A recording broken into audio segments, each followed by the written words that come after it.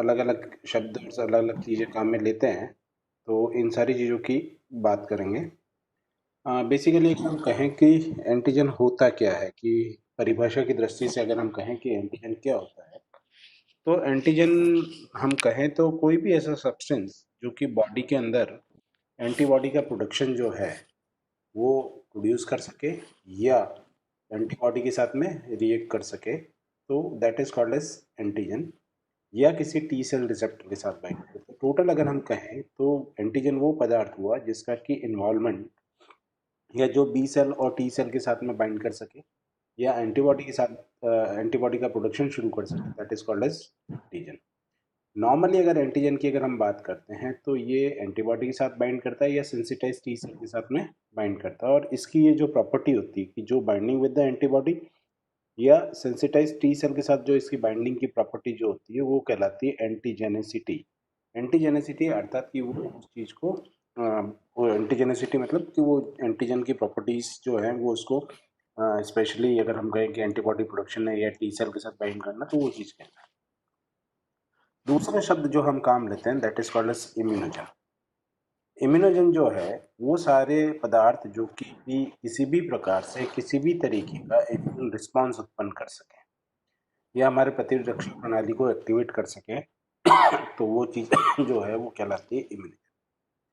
सामान्यतः हम normally confuse हो जाते हैं कि एंटीजन और इम्यूनोजन जो है वो एक ही चीज़ है, तो ऐसा नहीं है। अगर हम ये कहें कि all the antigens are immune, कि जितने भी एंटीजन हैं वो इम्यूनोजन है, अर्थात वो हमारे इम्यून सिस्टम को इंड्यूस करते हैं, बट सारे इम्यूनोजन जो है वो एंटीजन नहीं है।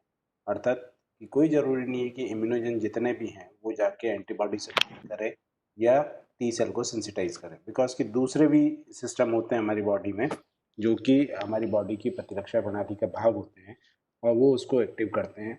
तो इसलिए हम कहते हैं कि सारे एंटीजन्स जो हैं इम्यूनोजन हैं, बट सारे इम्यूनोजन जो हैं वो एंटीजन नहीं है। अगर हम एंटीजन की रासायनिक संरचना की बात करें कि एंटीजन जो है वो क्या रासायनिक संरचना होती है उसकी, या क्या चीज़ें जो है वो एंटीजन की तरह काम कर सकती है, तो सबसे मोटे मोटे रूप में कहूँ तो प्रोटीन जो होते हैं, कि जो प्रोटीन पाए जाते हैं कोशिकाओं में, वो फिर पॉलीसेक्राइड्स हैं, और लिपिड और न्यूक्लिक एसिड उसके बाद में आते हैं।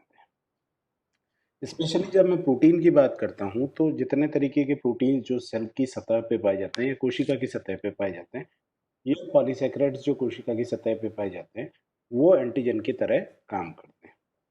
अगर आप थोड़ा सा याद करें तो हम जब भी बात करते हैं ब्लड ग्रुप्स की, ए बी और ओ सिस्टम की, तो ए बी ओ सिस्टम की जब भी हम बात करते हैं तो हम कहते हैं कि उनकी सतह पे या उनकी कोशिका झिल्ली की सतह पे जो है वो विशेष प्रकार के ग्लाइकोप्रोटीन्स पाए जाते हैं, विशेष नॉट ग्लाइकोप्रोटीन्स, विशेष प्रकार के कार्बोहाइड्रेट पाए जाते हैं जो कि उसको एक विशेष एंटीजेनिसिटी प्रोवाइड करते हैं, और उसी के आधार पे हम उसका वर्गीकरण करते हैं कि एंटीजन ए, एंटीजन बी और एंटीजन ओ डी।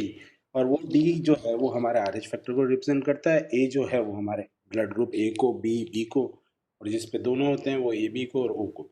तो बेसिकली जितने ये सारे ए बी ओ बी है, इसी प्रकार से सारी कोशिकाएं जो हैं हमारे शरीर की या किसी की भी जंतु के शरीर की या पादप के शरीर की, तो उनकी कोशिका झिल्ली के ऊपर जो है प्रोटीन और पॉलीसैकेराइड्स पाए जाते हैं, वो सारे इसके साथ।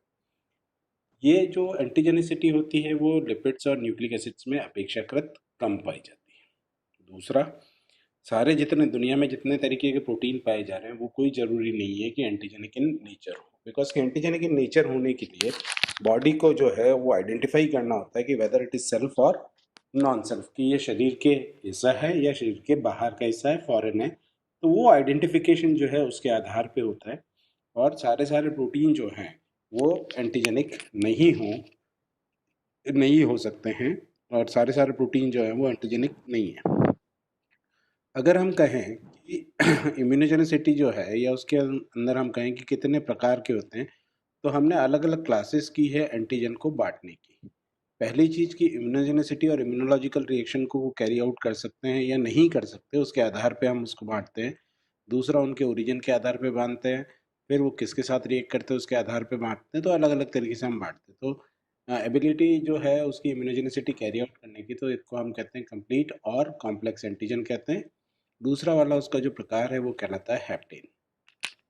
ओरिजिन के आधार पे जब हम बांटते हैं तो हम इसको दो हिस्सों में बांटते हैं। एक को हम कहते हैं माइक्रोबियल ओरिजिन और टिश्यू ओरिजिन की बात है, जो कि नॉर्मली हमारे शरीर के बाहर के हैं, एक्सोजीनस हो सकते हैं और एंडोजीनस हो सकते हैं। दोनों केसेस में ऐसी स्थिति हो सकती है कि अगर कोई माइक्रोबियल माइक्रो फ्लोरा जो हमारी बॉडी का, क्योंकि हमारी बॉडी के अंदर माइक्रोफ्लोरा बहुत पाया जाता है, कि अगर मैं ये कहूँ कि हमारा जितना वेट है, मान लीजिए मेरा वेट 70 किलो है, तो उस 70 किलो में से आधा किलो वेट जो है वो हमारे शरीर में बैक्टीरिया का होता है। एंड नॉर्मली अगर हम कहें कि बैक्टीरिया कहाँ पाए जाते हैं, तो bacteria are normally found in the intestine and on the surface of our skin also they are present। तो जो बाहर से आ रहे हैं वो एक्सोजीनस हो गए, जो अंदर से आ रहे हैं वो एंडोजीनस हो गए। तो अंदर वाले बैक्टीरिया जो है एंडोजीनस हो सकते हैं। टिश्यू एंटीजन जो शरीर के अंदर टिश्यू हैं वो भी हैं, वो एक्सोजीनस और एंडोजीनस दोनों हो सकते हैं। किस तरीके के इम्यून रिस्पॉन्स को लिंक करते हैं, कैसी तरीके की चीज़ें चलती है तो उसके अंदर, तो एक जो कहलाता है टी सेल डिपेंडेंट एंटीजन कहलाते हैं, दूसरा T cell independent antigen. Basically ये टी सेल के साथ में करते हैं। दूसरा जो प्रकार है हमारे पास एंटीजेंस का, among them one is called as supra antigen, जो कि बहुत सारे टी सेल को एक साथ एक्टिवेट कर देते हैं, is called as supra antigen. Another is histocompatibility antigens और ट्रांसप्लांटेशन एंटीजेंस। बेसिकली ये जो है ये काम आते हैं जब ट्रांसप्लांट करना पड़ता है किसी ऑर्गन का, या उस समय जो है। And third is called as tumour antigen. Specially this is very useful in the cancer studies. पहले वाले की अगर हम बात करें, दैट इज कॉम्प्लेक्स एंटीजन और कंप्लीट एंटीजन। तो कॉम्प्लेक्स एंटीजन या कंप्लीट एंटीजन की अगर हम बात करें, तो basically this is itself is capable of producing antibody. कि ये अकेला एंटीजन ऐसा होता है, या ये एंटीजन का प्रकार ऐसा है जो कि एंटीबॉडी फॉर्मेशन कर सकता है। बिकॉज समटाइम्स जब हम बात करें तो एंटीबॉडी जो एंटीजन जो है वो स्वयं में जो है वो एंटीबॉडी प्रोड्यूस करने के लिए सक्षम नहीं होते, उनको किसी न किसी सहारे की जरूरत होती है। बट समटाइम्स व्हाट हैपेंस कि there are certain kind of proteins which can induce the which can induce the antibody। तो वो प्रोडक्शन ऑफ एंटीबॉडी, तो जो प्रोडक्शन ऑफ एंटीबॉडी जो एंटीजेंस कर सकते हैं, they are called as complete और कॉम्प्लेक्स एंटीजन। नॉर्मली अगर हम इनकी बात करें तो they are basically have large molecular weight. इनका मॉलिक्यूलर वेट जो है वो काफ़ी होता है, अर्थात ये आकार में बड़े होते हैं। Sometime there are certain compounds जो कि आकार में छोटे होने के बावजूद भी जो है वो एंटीजन जो है वो एंटीबॉडी प्रोड्यूस कर सकते हैं। तो उस केस में उस पर्टिकुलर मॉलिक्यूल की कॉम्प्लेक्सिटी जो है वो बहुत ज़्यादा होती है। वो सारी चीज़ें, इसके अंदर दो मुख्य प्रकार की प्रॉपर्टीज पाई जाती है। एक तो इम्यूनोजेनिसिटी पाई जाती है और दूसरा इम्यूनोलॉजिकल रिएक्शंस जो है वो किस तरीके की ये करता है। इम्यूनोजेनिसिटी मतलब कि एंटीजन एंटीबॉडी को प्रोड्यूस कर सके। सेकंड जो इसी का हिस्सा है जिसको कि कहते हैं हम हेप्टेन।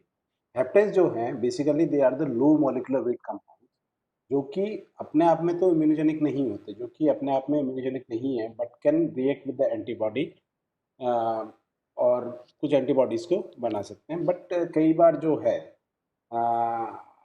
कुछ पदार्थ जो है जो कि हेप्टेन की तरह काम करते हैं, जैसे कि हेप्टेन जो है वो इम्यूनोजेनिक नहीं होते। उसके कारण जो अगर हम कहें तो पहला कारण तो ये होता है कि हेप्टेन जो है वो टी हेल्पर सेल को एक्टिवेट नहीं कर पाते। जो टी एक्टिवेट हेल्पर सेल है, जो टी हेल्पर सेल है उसका एक्टिवेशन से, तो probably because of low molecular wait in the less complexity in the structure, जिस कारण से ये नहीं करता। दूसरा, नॉर्मली हेप्टेन्स जो होते हैं वो यूनिवेलेंट होते हैं। यूनिवेलेंट, मल्टीवेलेंट, बाईवेलेंट जो अगर हम बात करें तो basically these are the kind of, this is a property of antigen, कि वो एक साथ कितनी चीज़ों के साथ बाइंड कर सकता है, किसके साथ वैलेंसी कर सकता है, किसके साथ बाइंड कर सकता है, that is that kind of property.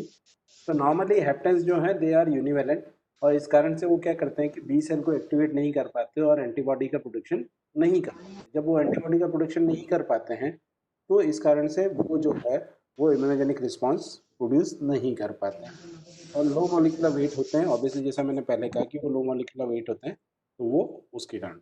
But जब हेप्टेन किसी और के साथ जुड़ जाता है, एक्स पदार्थ के साथ जुड़ गया, वाई पदार्थ के साथ जुड़ गया, तो it can induce the antibody reaction और it can produce the antibody.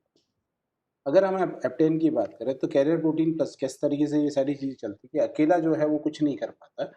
But heptane अगर किसी कैरियर पॉइंट के साथ जुड़ गया, किसी कैरियर पॉइंट के साथ जुड़ा, तो उसके साथ में जो है ये रिएक्शन कर सकता है। बट अकेला हेप्टेन जो है किसी तरीके की रिएक्शन नहीं कर सकता है। नॉर्मली वही सारी रिएक्शंस जो थी जो कि हमने पिछली क्लासेस में देखी, कि अगर बी सेल से बाइंड कर रहा है तो आईजीएम का प्रोडक्शन होना है, हेल्पर टी सेल के साथ में बाइंड करता है, क्लास एमएससी 2 मॉलिक्यूल्स प्रोटीन को एक्टिवेट करता है, लेकिन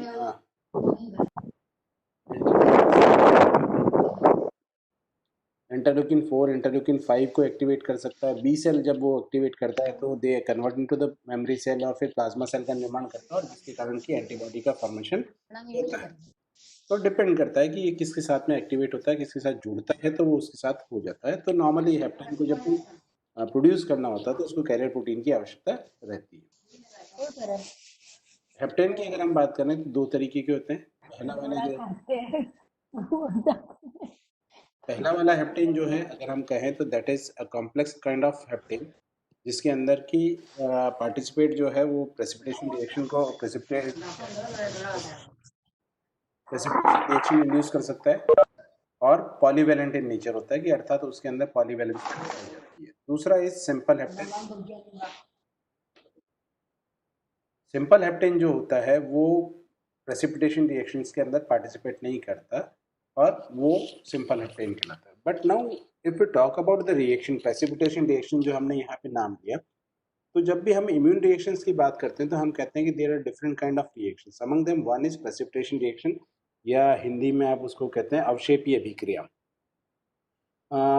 आप और हम जब आरबीसी से के द्वारा या रुधिर के द्वारा जब रुधिर समूह का निर्धारण करते हैं या रुधिर वर्ग का निर्धारण करते हैं, तब भी एक तरीके की इम्यून रिएक्शन होती है। बिकॉज कि उस समय जब हम काम लेते हैं तो हम काम लेते हैं anti sera which is called as anti A, anti B, anti D, जो कि आप सारे जने जानते हैं। What is that anti A, B and D? वो एंटी ए, बी, डी जो है वो मूलतः उस एंटीजन के प्रति एंटीबॉडीज का एक विलयन है सीरम के अंदर जो उपस्थित होती है। और जो अभिक्रिया हम देखते हैं कि जहाँ पे हम कहते हैं कि जब ए मिलाने के साथ में रुधिर के अंदर जो है वो गुच्छन हो जाता है, तो that particular reaction is called as agglutination reaction. वो एग्लूटिनेशन रिएक्शन जो है that is a kind of immunological reaction. उसी तरीके से प्रेसिपिटेशन रिएक्शन भी होती है हमारी, कि प्रेसिपिटेट